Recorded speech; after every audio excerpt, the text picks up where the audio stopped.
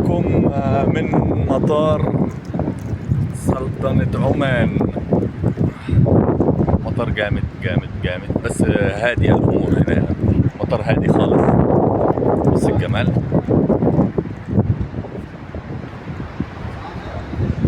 أنا منتظر إن أنا آخد بن المعزة يا جماعة. بن المعزة لما نروح هنشوف الشنط، يا رب يكون وصل سليم بعد الشحن والمشوار ده كله. ده المطار هنا بيحافظوا على الناس ذوي الهمم، لازم ليهم مكان مخصص. ده مكان من يعني جراج من الجراشات، مش هم كل الجراشات.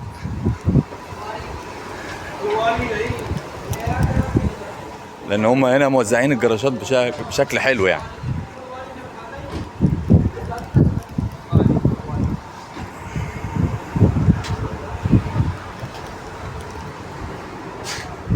مطار عمان ده كده عشان تطلع من المطار لو انت بعربية، تمام.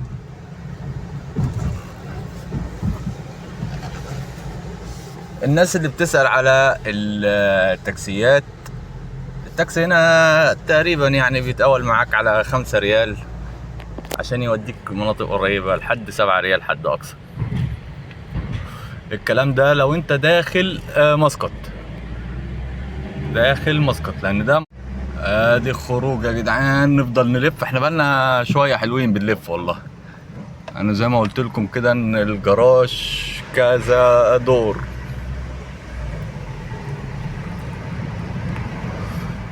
طبعا الناس اللي هتعلق على السجاير مسموح لك انك تدخن طالما جوه عربيتك، مش مسموح لك ان انت تدخن بره العربيه. في اي حته في المطار هنا مش مسموح. في قاعه للمدخنين، تمام.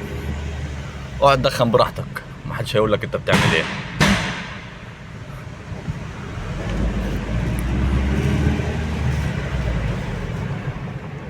هنا رغم ان العربيات عالية كلها، يعني السي عالي، بس هما بيلتزموا بالسرعة القانونية. ممنوع انك تتجاوز 40 جوه المطار، وفي شوارع في المطار 30 ممنوع انك انت تتجاوز الكلام ده.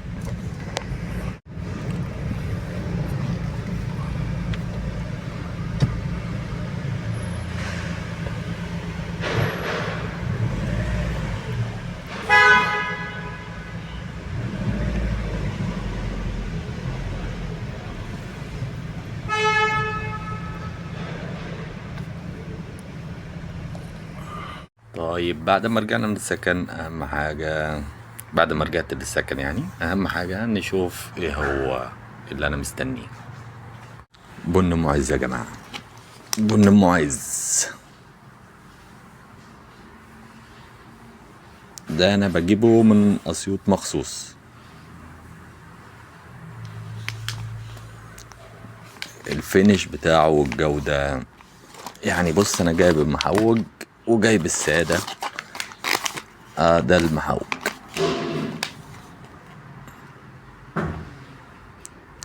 انا جايب منه كل الاوزان. عنوانه ما يتوهش في معلمين. اول معلمين عند دخلة محكمة الأسرة، جنب محكمة الأسرة على طول كده تلاقي حاج بن معز فنانين،